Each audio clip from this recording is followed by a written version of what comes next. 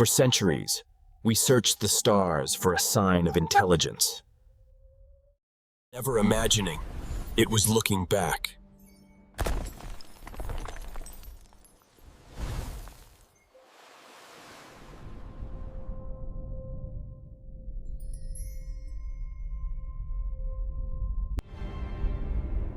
What if an entire ocean was a single, thinking entity?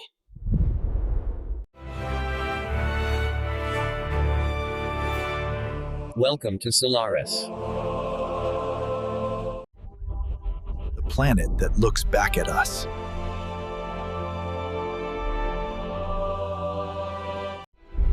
What if an entire ocean was a single, thinking entity? Here, on the surface of Solaris, there is no land. What we perceive as a shore is something else entirely.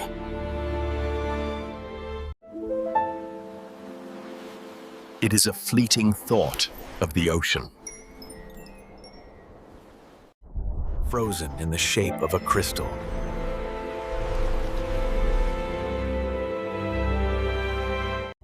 And sometimes, those thoughts are not its own.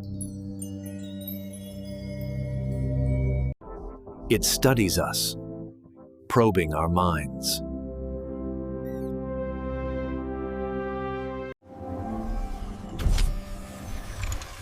Creating forms from our deepest memories.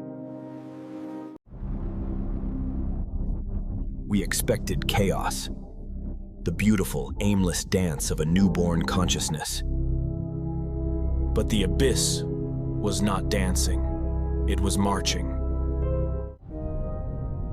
The mission parameters were clear.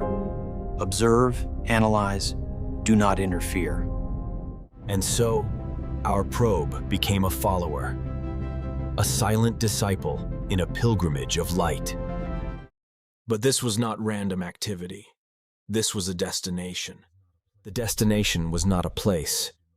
It was a wound in the world, a canyon carved from thought itself.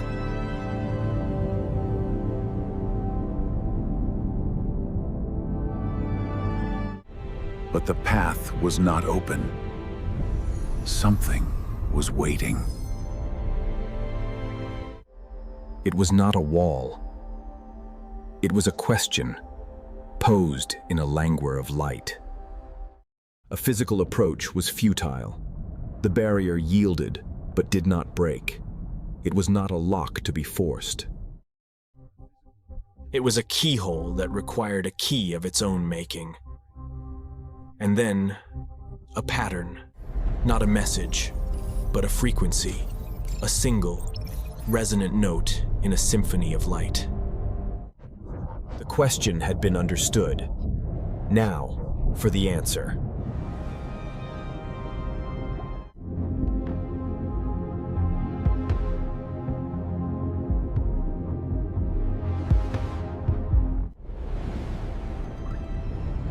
To ask the right question is to be given the answer.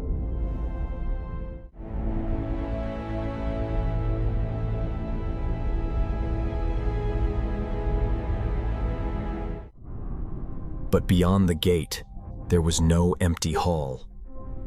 There was a forest. And the forest was whispering. Each crystal was a thought, frozen in time. And together, they created a cacophony. A library of 1 billion silent screams. The whispers were not sound. They were data. And they were overloading our senses. But the true danger was not to the machine's mind. It was to its very existence. And then, the revelation. This was not a storm to be weathered. It was a language to be read. The mission of exploration had become one of translation. We had to learn the grammar of a reality we could not comprehend. The mission parameters were clear. Observe, analyze, do not interfere. And then, a breakthrough. A simple rule in a sea of chaos.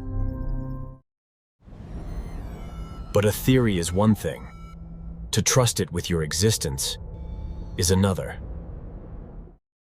It was learning to see, not with its own eyes, but through the eyes of the ocean itself.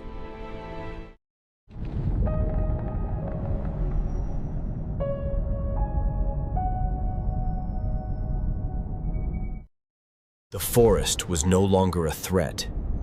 It was a library, and its inhabitants were the story. And with this new sight, the true nature of the abyss began to reveal itself. The ocean was not alone. With the chaos translated into order, we could finally begin to truly observe.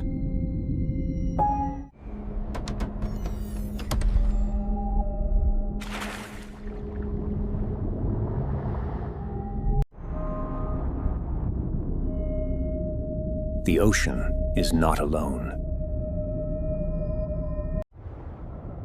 It creates what we have come to call thought swarms. Temporary clusters of its own consciousness.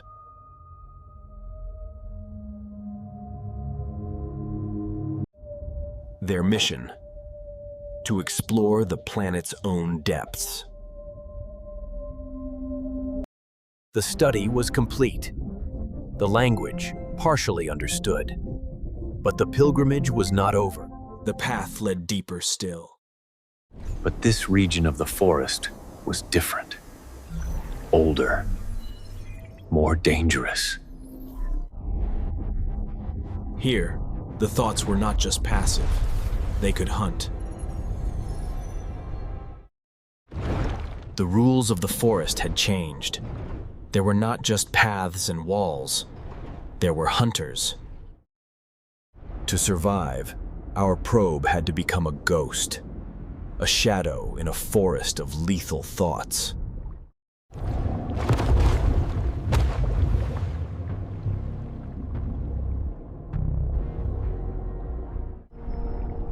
But even the darkest forests have an end.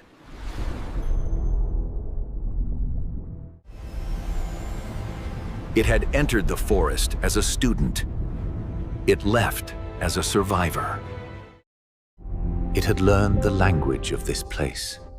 But it had also learned its grammar of violence and its syntax of fear. The final lesson was yet to come, for ahead lay not a place of thought, but a place of pure, predatory instinct.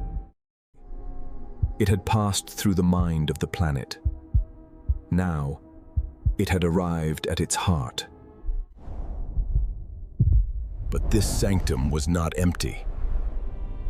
It had a guardian. A predator that hunted not flesh, but energy. Not life, but information. The logic was inescapable. To cross the abyss, our probe had to die, to go silent, to become a ghost in the machine.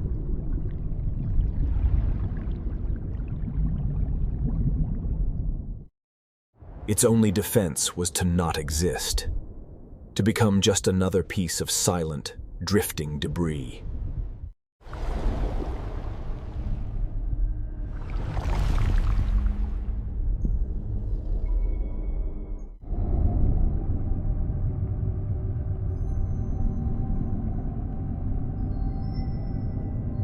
The ghost had crossed the underworld.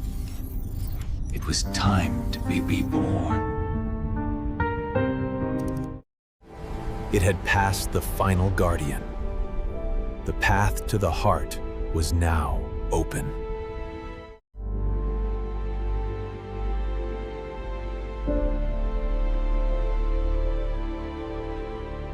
All that we had witnessed, the swarms, the forest, the guardians, were but ripples from this single, silent source.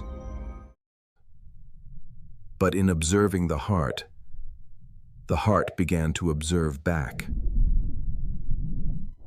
A connection was made, not of minds, but of realities.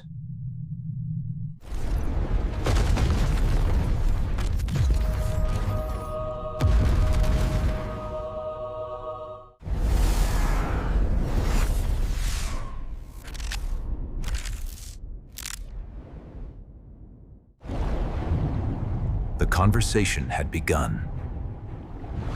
An exchange not of words,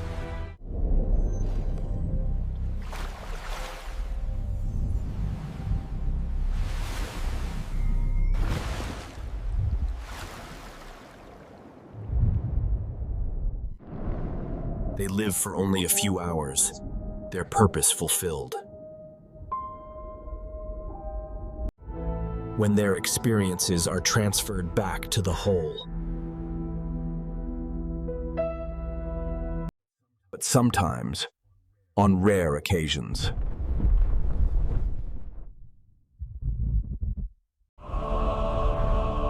Solaris shows us its dreams.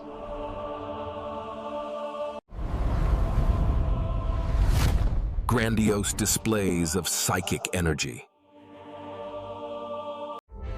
during which entire worlds are born and die in its imagination. A spectacle we can barely begin to comprehend.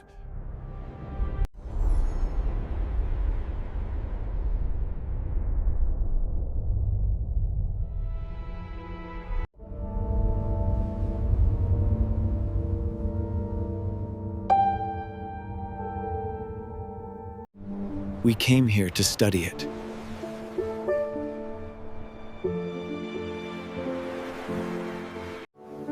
But in the end, we study ourselves.